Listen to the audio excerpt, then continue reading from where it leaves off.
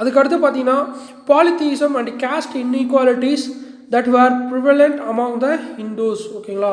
So இந்த polytheism அதாவது நிறைய சாமிகளை கும்பிடுவாங்க பார்த்தீங்களா, மோர் தென் ஒன் காடை கும்பிடுற எல்லாருக்குமே வந்து இந்த எஜுகேஷன் சிஸ்டம் வந்து ரொம்பவே இதுவாக இருந்துச்சு. எப்படின்னு பார்த்தீங்கன்னா, one of the methods adapted by the missionaries to preach Christianity was through modern secular educations. So இந்த மாடர்ன் எஜுகேஷன்ஸ் மூலயமா கிறிஸ்டியானிட்டியை பற்றி இவங்க ப்ரீச் பண்ண ஸ்டார்ட் பண்ணுறாங்க. They provided opportunity to acquire education to the underprivileged and marginalised section who were denied learning opportunities in the traditional education systems. So Brahmins வந்து இந்த underprivileged and the marginalized sectionsலாம் இருக்காங்க பார்த்தீங்களா, அந்த பீப்புள்ஸ்க்குலாம் வந்து studies கொடுக்கக்கூடாது அப்படின்னு சொல்லிட்டு சொன்னாங்க. ஸோ அவங்க எல்லாருக்குமே வந்து நாங்கள் ஸ்டடீஸ் ப்ரொவைட் பண்ணுறோம் அப்படின்னு சொல்லிட்டு இந்த கிறிஸ்டியன் மிஷனரிஸ் வந்து சொல்கிறாங்க. இதனால் வந்து நிறைய பேர், ஒரு சிலர் வந்து கிறிஸ்டியானிட்டிக்கு வந்து கன்வெர்ட் ஆகிறாங்க, பட் ஒரு சிலர் வந்து கன்வெர்ட் ஆகவே இல்லை. ஓகேங்களா. நெக்ஸ்ட் சோஷியல் ரிலீஜியஸ் ரிஃபார்ம்ஸ்னு பார்த்தீங்கன்னா, ரிஃபார்ம்ஸ் 19th சென்ச்சுரியில் இந்த ரிஃபார்ம்ஸ்லாம் வந்து ரொம்ப ரிஃபார்ம்ஸ் மூமெண்ட்டு நிறையவே இருந்துச்சு. அதில் 3 பார்த்தீங்கன்னா reformist movement, revivalist movement and social movements. இந்த ரிஃபார்மிஸ்ட் மூமெண்ட்ஸில் பார்த்தீங்கன்னா பிரம்ம சமாஜ் யாருன்னா ராஜாராம் மோகன் ராய் ஃபவுண்ட் பண்ணுறாரு. Prarthana Samaj founded by doctor Atmaram Pandurang. Aligarh movement represented by Syed Ahmad Khan. இந்த ரிவைவலிஸ்ட் மூமெண்ட்னு பார்த்தீங்கன்னா Arya Samaj, Ramakrishna mission and the Deoband movement. அதுக்கடுத்து தேர்ட் ஒன் பார்த்தீங்கன்னா சோஷியல் மூமெண்ட்ஸ்லன்னு பார்த்தீங்கன்னா Jyotiba Phule in Poona, Narayana Guru and Ayyankali in Kerala, Ramalinga Adigal, Vaikunda சுவாமிகள் அண்ட் லேட்டா அயோத்திதாசர் இன் தமிழ்நாடு. சரிங்களா. ஸோ இந்த சோஷியல் ரிஃபார்ம்ஸ்லாம் வந்து 10th பார்த்துருப்போம், இருந்தாலும் லேட்டர் லெசன்ஸில் கண்டிப்பாக பார்ப்போம். ஓகேங்களா. ஸோ இதில் வந்து எந்தெந்த மூமெண்ட்ஸு எதுக்கு கீழே வருது அப்படின்னு சொல்லிட்டு நல்லா பார்த்து வச்சுக்கோங்க.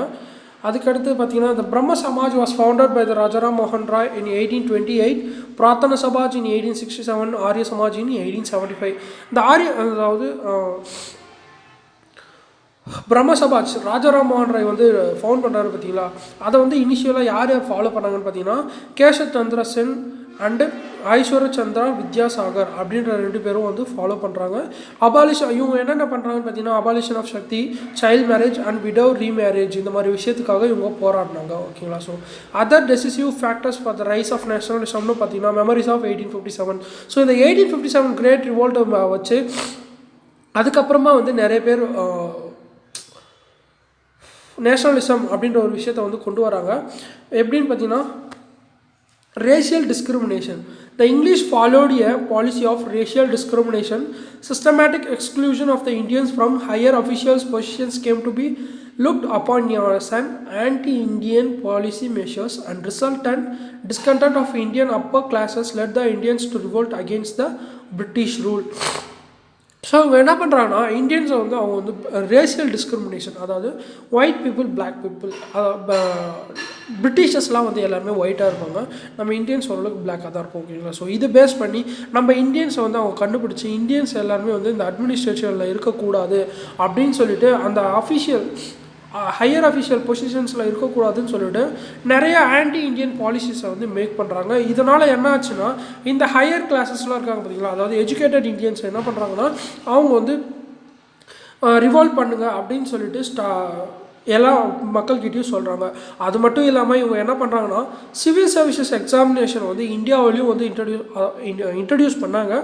அதோட ஏஜ் லிமிட் பார்த்தீங்கன்னா 21 இருந்துச்சு. ஓகேங்களா. ஸோ இவங்க வந்து இந்தியாவிலேருந்து லண்டனில் போயிட்டு எக்ஸாம் எழுத வேண்டியதாக இருந்துச்சு. அதுக்கப்புறமா இவங்கெல்லாம் கேட்டதுக்கப்புறம் இந்தியாவிலையும் கொண்டு வந்தாங்க.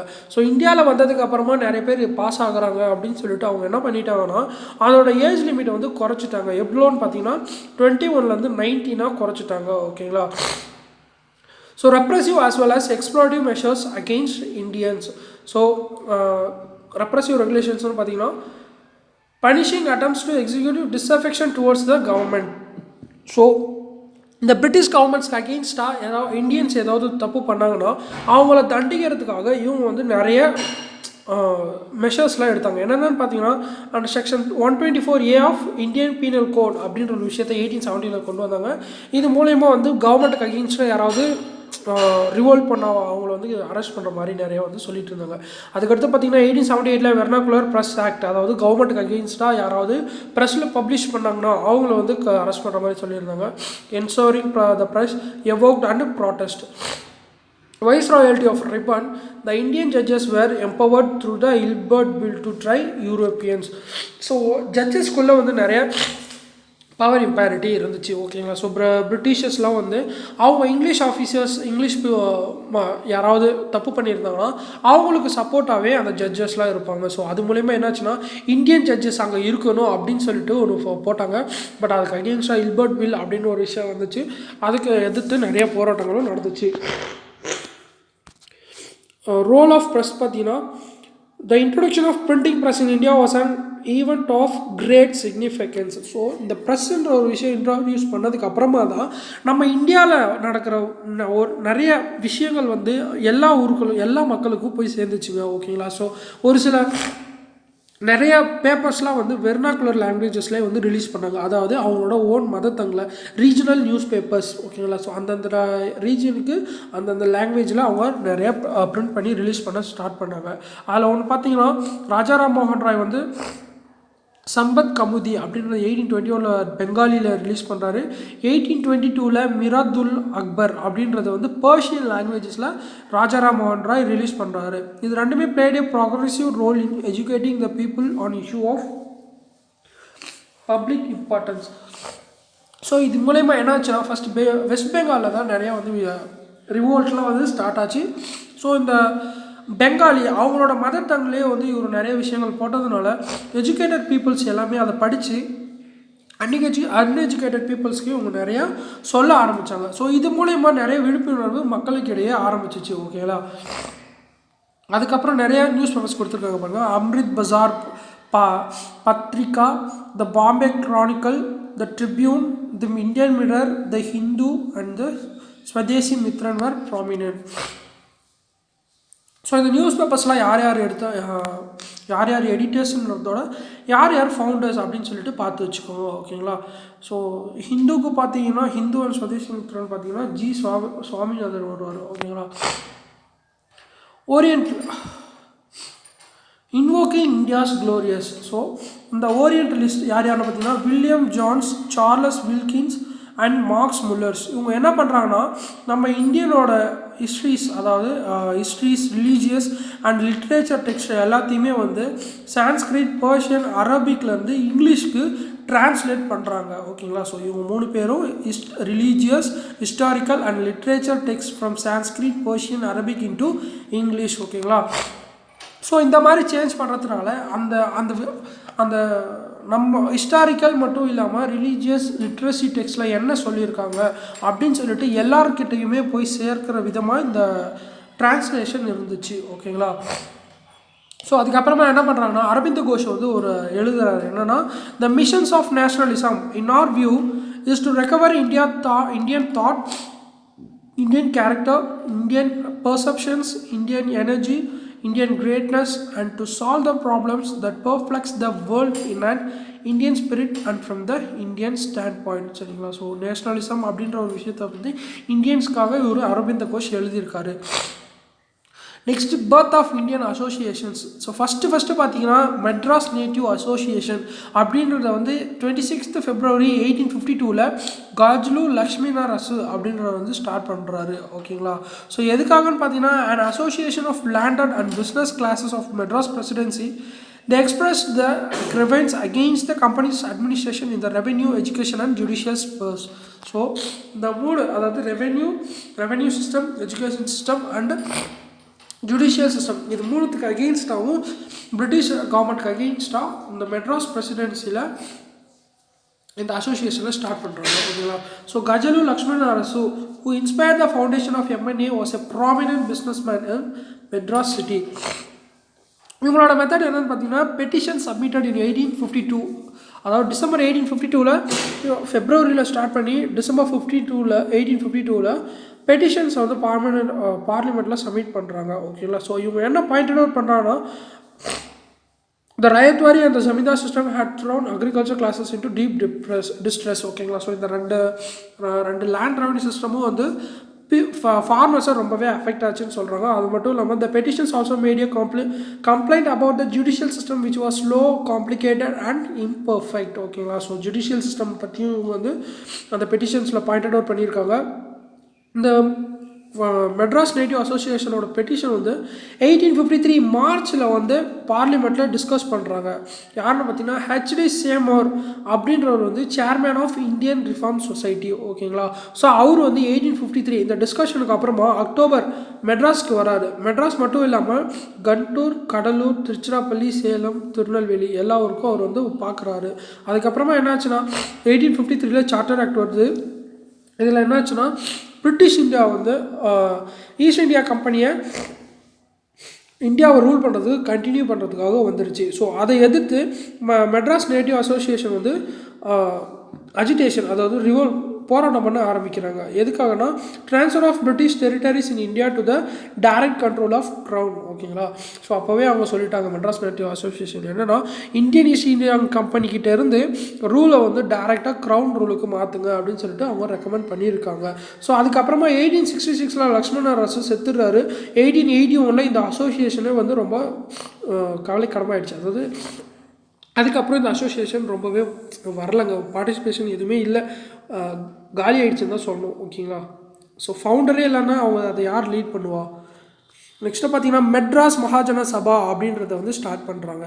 ஸோ மெட்ராஸ் நேட்டிவ் அசோசியேஷனுக்கு அப்புறமா எந்த ஒரு ஆர்கனைசேஷனும் மெட்ராஸ் பிரசிடென்சியில் இல்லை. ஓகேங்களா. ஸோ பப்ளிக்காக ஒரு ஆர்கனைசேஷன் அது ஒன்று தான் இருந்துச்சு. அதுக்கப்புறம் இல்லாததுனால எஜுகேட்டட் இந்தியன்ஸ் எல்லாமே என்ன பண்ணாங்கன்னா ஸோ இன்னொரு ஆர்கனைசேஷன்ஸ் கண்டிப்பாக தேவை, பொலிட்டிக்கல் ஆர்கனைசேஷன் தேவை அப்படின்னு சொல்லிட்டு மே 1884 மெட்ராஸ் மகாஜன சபா அப்படின்ற ஒரு விஷயத்தை ஆர்கனைஸ் பண்ணுறாங்க. அதோட இனாகரல் மீட்டிங் பார்த்தீங்கன்னா 16 மே 1884 வைக்கிறாங்க. ஸோ இந்த இனாகரேஷன் ஃபங்க்ஷனில் யாரெல்லாம் பார்ட்டிசிபேட் பண்ணாங்கன்னு பார்த்தீங்கன்னா ஜி சுப்பிரமணியம், விஜயராகவாச்சாரி, ஆனந்தச்சார்லு, ரங்கையா, பாலாஜி ராவு அண்ட் சேலம் ராமசுவாமி இவங்க எல்லாருமே பண்ணுறாங்க. அதுக்கு அடுத்த வருஷம் 1855 பார்த்தீங்கன்னா இந்தியன் நேஷனல் காங்கிரஸ் அப்படின்ற ஒரு விஷயத்தை வந்து லான்ச் பண்ணுறாங்க. After the completion of second provincial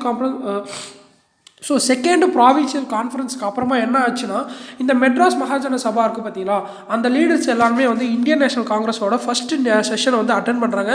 அந்த செஷனில் என்ன ஆயிடுச்சுன்னா இந்த மெட்ராஸ் மகாஜன சபாவை வந்து ஐஎன்சி கூட சேர்த்துக்கிறாங்க. ஓகேங்களா. ஸோ ஐஎன்சி அப்படின்ற ஒரு விஷயம் எப்படி உருவாச்சுன்னு பார்த்தீங்கன்னா ஸோ அதுக்கப்புறமா வந்து இந்தியன் நேஷனல் காங்கிரஸ் அப்படின்ற ஒரு விஷயத்தை வந்து ஸ்டார்ட் பண்ணுறாங்க. இந்த 1875 1885 நிறையா வந்து போராட்டங்கள் பிரிட்டிஷ்க்கு அகெயின்ஸ்டாக நடந்துச்சு. ஓகேங்களா. ஸோ 1875 பார்த்தீங்கன்னா இந்த Indian textile industry was campaigned for imposition of cotton import duties. So cotton import டியூட்டிஸை வந்து குறைக்கணும் அப்படின்னு சொல்லிட்டு இண்டஸ்ட்ரியல் டெக்ஸ்டைல் இண்டஸ்ட்ரீஸை வந்து போராட்டம் பண்ணாங்க. 1877 பார்த்தீங்கன்னா demands for the Indianisation of government services were made vociferously. ஓகேங்களா. So there were the protests against the Vernacular Press Act of 1878. In 1883 there were agitation in favor of the Ilbert Bill. ஓகேங்களா. So இந்த மாதிரி நிறைய போராட்டங்கள் British கவர்மெண்ட்ஸ்க்கு அகெயின்ஸ்டாக நடந்துச்சு. அதுக்கப்புறம் பார்த்தீங்கன்னா there was a strong realization that these protests would not impact on the policy makers unless a national political organization. So இவங்க என்ன பண்ணுறாங்கன்னா இந்த மாதிரி தனித்தனியாக அப்பப்போ ஒரு போராட்டங்கள் நடந்தால் இது கண்டிப்பாக பாலிசி மேக்கர்ஸ், அதாவது பிரிட்டிஷ் கவர்மெண்ட்ஸ் பாலிசி மேக் பண்ணுறாங்க பார்த்தீங்களா, அவங்க வந்து எந்த ஒரு மாற்றமும் இம்பேக்ட் பண்ணாது அப்படின்னு சொல்லிட்டு சொல்கிறாங்க. ஸோ இதுக்காக கண்டிப்பாக நம்ம வந்து நேஷ்னல் லெவலில் ஒரு பொலிட்டிக்கல் ஆர்கனைசேஷன் இருந்தால் அது மூலயமா நம்ம கண்டிப்பாக கேட்க முடியும் அப்படின்னு சொல்லிட்டு ரியலைஸ் பண்ணி தான் இந்த இந்தியன் நேஷனல் காங்கிரஸ் அப்படின்ற ஒரு விஷயத்தை வந்து கொண்டு வராங்க. ஓகேங்களா. ஸோ இந்த மேப்பில் பாருங்கள் இந்தியன் நேஷனல் காங்கிரஸோட ஃபர்ஸ்ட்லேருந்து லாஸ்ட் செஷன், அதாவது 1947 வரைக்கும் நடந்த எல்லா செஷனை பற்றி கொடுத்துருப்பாங்க. ஸோ இதை ஸ்க்ரீன்ஷாட் எடுத்து வச்சுக்கோங்க. ஓகேங்களா. உங்களுக்கு வந்து யூஸ்ஃபுல்லாக இருக்கும். எதுக்காகன்னு சொல்கிறேன்னா நீங்கள் எப்பயுமே நம்ம வந்து தியரிட்டிக்கலாக இல்லை பேராகிராஃபாக படிக்கிறதோட பிக்டோரியல் ரெப்ரசன்டேஷன் அதை பார்க்குறப்போ ரொம்ப யூஸ்ஃபுல்லாக இருக்கும். எங்கெங்கே நடந்துச்சு எந்தெந்த இயரில் நீங்கள் பார்த்து டக்குன்னு ரெஃபர் பண்ணிக்கிறதுக்கு யூஸ்ஃபுல்லாக இருக்கும். ஓகேங்களா. ஸோ புக்கில் இருக்கும், ஸ்க்ரீன்ஷாட் எடுத்துக்கோங்க. அது மட்டும் இல்லாமல் கீழே கொடுத்துருக்காங்க பாருங்கள், இது ரொம்ப இம்பார்ட்டன்ட். இந்த 1930, 35, 1941, 45 வந்து எந்த ஒரு செஷனும் நடக்கலை அப்படின்னு சொல்லிட்டு சொல்லியிருக்காங்க. இந்த மாதிரி நாங்கள் குட்டி குட்டி இன்ஃபர்மேஷன் ஹிண்ட் கொடுத்துருப்பாங்க எங்கேயாவது, அதில் இருந்து தான் கொஷின் ஏரியா மாதிரி வரும். ஓகேங்களா, ஸோ இது வந்து வரும்னு சொல்ல முடியாது, கேட்கலாம். ஓகேங்களா, ஸோ நெக்ஸ்ட்டு பார்த்தீங்கன்னா டிசம்பர் 1884 ஆலன் ஹாக்டோவின் ஹியூம், இவர் தான் வந்து ஏஓ ஹியூம். ஓகேங்களா, ஸோ இவர் வந்து retired English ICS officer, so Indian service civil service officer, presided over a meeting of Theosophical Society in Madras. ஓகேங்களா, ஸோ தியோசபிக்கல் சொசைட்டி இருக்குது பார்த்தீங்களா, அதை வந்து அனி பெசன்ட் தான் இதோட ஹெட்டு. ஓகேங்களா, எங்கன்னா அடையாரில் மெட்ராஸில் இருக்கிறப்போ அவங்க இருந்தாங்க. அதோட ஒரு மீட்டிங்கில் இந்த ஏஓ ஹியூம் வந்து ப்ரிசைட் பண்ணுறாரு. எப்போனா 1884 டிசம்பரில். அங்கே தான் வந்து அவர் முடிவு எடுத்தார். என்னென்னா, the formation of a political organization that would work on an all India basis was discussed, and the idea of forming the Indian National Congress emerged in this meeting. So all India லெவலில் ஒரு political organisation இருக்கணும் அப்படி சொல்லிட்டு இந்த மீட்டிங்கில் தான் அந்த idea வந்துச்சு. ஓகேங்களா, ஸோ அதுக்கப்புறமா பார்த்தீங்கன்னா டிசம்பர் 28, 1885 பாம்பேயில் இந்தியன் நேஷனல் காங்கிரஸ் அப்படின்றத வந்து ஸ்டார்ட் பண்ணுறாங்க. யாருன்னா AO Hume and another important founding மெம்பர்னா டபிள்யூசி பானர்ஜி. ஸோ அவரை தான் வந்து ஃபர்ஸ்ட் எலெக்டட் பிரசிடெண்ட்டாக அப்பாயிண்ட் பண்ணுறாங்க. One of the main mission of INC was to weld the Indians into a nation. So இவங்களோட மெயின் எய்ம் என்னன்னு பார்த்தீங்கன்னா, இந்த ஐஎன்சியோட மெயின் எய்ம்னா எல்லா இந்திய மக்களும் வந்து ஒன்று சேர்க்கணும். சரிங்களா, ஸோ இந்த பொலிட்டிக்கல் ஆர்கனைசேஷன் மூலயமா எல்லாரையும் ஒன்று சேர்த்தா கண்டிப்பாக ஒன்று சேர்ந்து எதிர்த்தா நம்ம ஜெயிச்சிடலாம் அப்படின்னு சொல்லிட்டு தான் இவங்களோட main aim. So major objectives and demands of INC என்னென்னு பார்த்தீங்கன்னா, இவங்க வந்து 4 அதாவது இந்த ப்ரேயர்ஸ் அண்ட் பெட்டிஷன்ஸ் இருக்குது பார்த்தீங்களா, ஸோ 4 விஷயங்கள் இவங்க பேஸாக வச்சு இவங்க பண்ணுறாங்க. ஃபஸ்ட்டு பார்த்தீங்கன்னா constitutional, second economic, administrative and judicial. இந்த 4 விஷயத்தில் தான் இவங்க கான்சன்ட்ரேட் பண்ணுறாங்க. எக்கனாமிக், அதாவது கான்ஸ்டிடியூஷனல்னு பார்த்தீங்கன்னா opportunity for participation in the government was one of the major demands of the INC.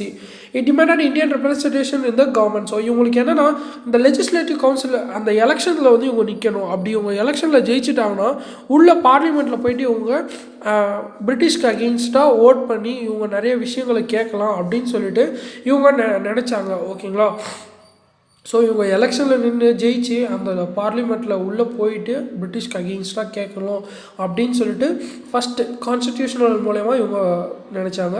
எக்கனாமிக்லாம் பார்த்தீங்கன்னா இந்த ஹை லேண்ட் ரெவென்யூ இருந்ததுனால இவங்க என்ன பண்ணாங்கன்னா, demanded reduction in the land revenue and protection of peasants against exploitation of zamindars. The Congress also advocated heavy tax on the imported goods. So இவங்க என்ன சொல்கிறாங்கன்னா, high land revenue குறைங்க, அது மட்டும் இல்லாமல் இந்த ஜமீன்தார் சிஸ்டம் வேணாம் அப்படின்னு சொல்லிட்டு இவங்க சொல்கிறாங்க. சரிங்களா, அதோட இம்போர்ட் டியூட்டிஸ்க்கு இம்போர்ட்டட் கூட்ஸுக்கு அதுக்கான டேக்ஸஸ் வந்து குறைங்கன்னு சொல்கிறாங்க. இது வந்து எக்கனாமிக்கலாக. அட்மினிஸ்ட்ரேட்டிவாக பார்த்தீங்கன்னா இந்தியனைசேஷன், அதாவது இவங்க சர்வீஸ் பண்ணுறாங்க பார்த்தீங்களா, சிவில் சர்வீசஸ் கவர்மெண்ட் சர்வீசஸ் எல்லாமே வந்து Indianisation of services through simultaneous Indian civil service examination in England and India was a major demand of the Congress. ஓகேங்களா, ஸோ பாருங்கள், ஏற்கனவே வந்து சிவில் சர்வீசஸ் எக்ஸாம்லாம் நடந்துக்கிட்டு தான் இருக்குது. இவங்க லண்டனில் போய் எழுதணும். ஸோ அதை வந்து இங்கேருந்து அங்கே போய் எழுதுறதுக்கு ரொம்ப டஃப்பாக இருக்குது. இந்தியாவிலையும் வைங்க, இங்கிலாண்ட்லேயும் வைங்க, இந்தியாவிலையும் வைங்க அப்படின்னு சொல்லிட்டு இவங்க ரெக்கமெண்ட் பண்ணுறாங்க. ஜுடிஷியலில் பார்த்தீங்கன்னா demand at the complete separation of the executive and judiciary.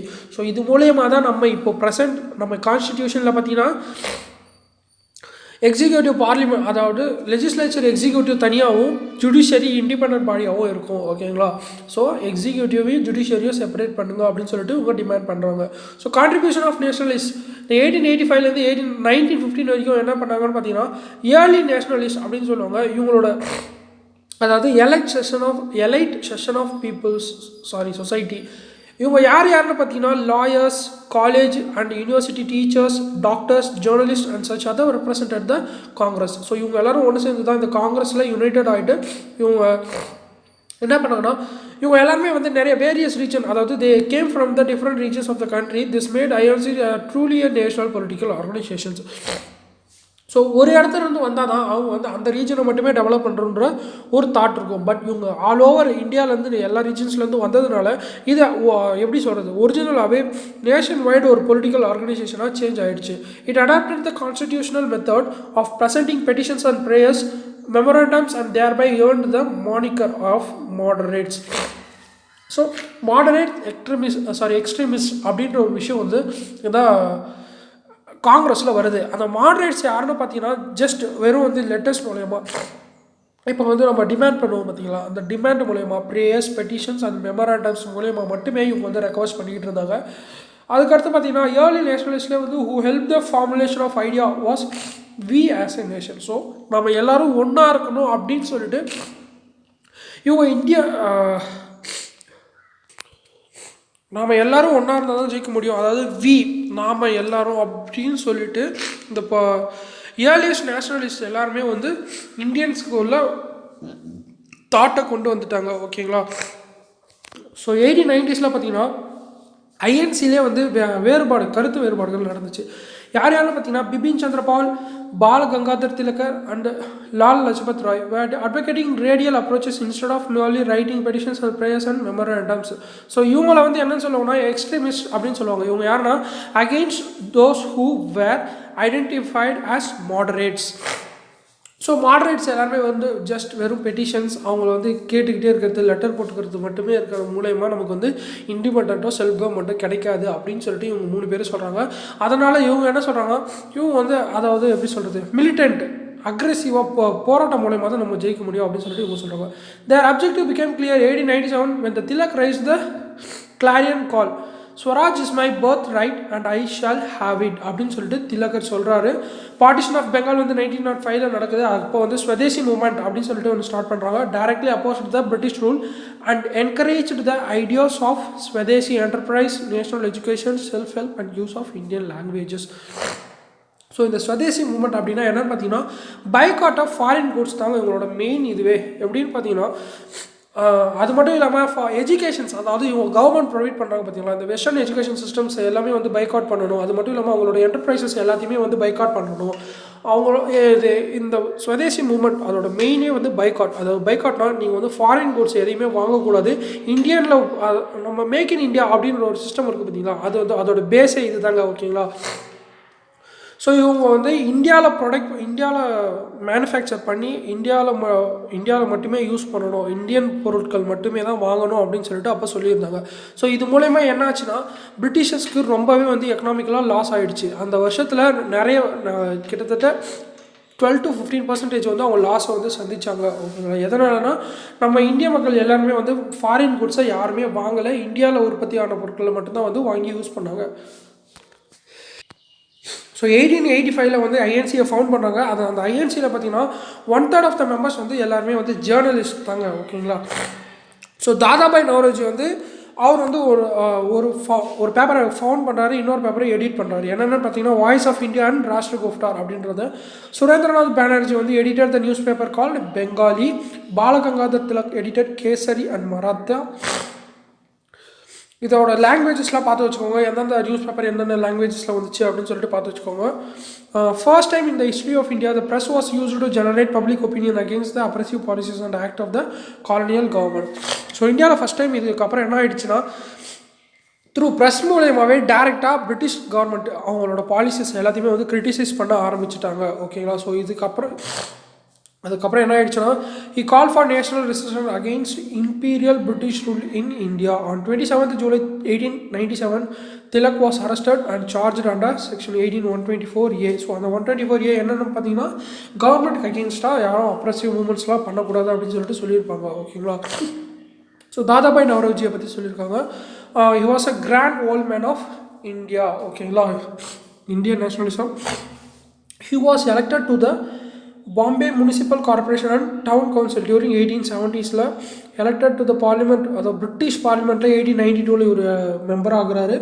He founded the Indian Society 1865 East Indian Association in லண்டனில் பார்த்தீங்கன்னா 1866.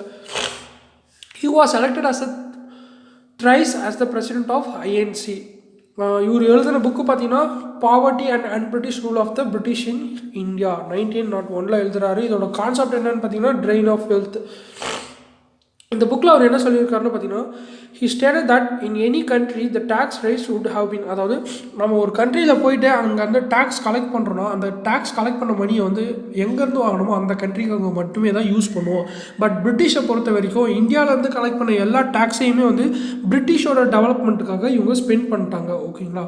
ஸோ அதோட 13 million pounds worth of goods to British, அதாவது ஒரு வருஷத்துலேயும் 1835 to 1872 ஒரு வருஷமும் 13 million pounds ஆஃப் கூட்ஸை வந்து பிரிட்டிஷ்க்கு வந்து இந்தியன்ஸ் எக்ஸ்போர்ட் பண்ணியிருக்காங்க.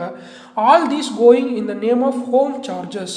Nowroji arrested made a loss of 30 million pounds a year. ஓகேங்களா. ஸோ இவ்வளோ தாங்க நேஷனலிசம். நெக்ஸ்ட்டு பார்க்கலாம். தேங்க்யூ.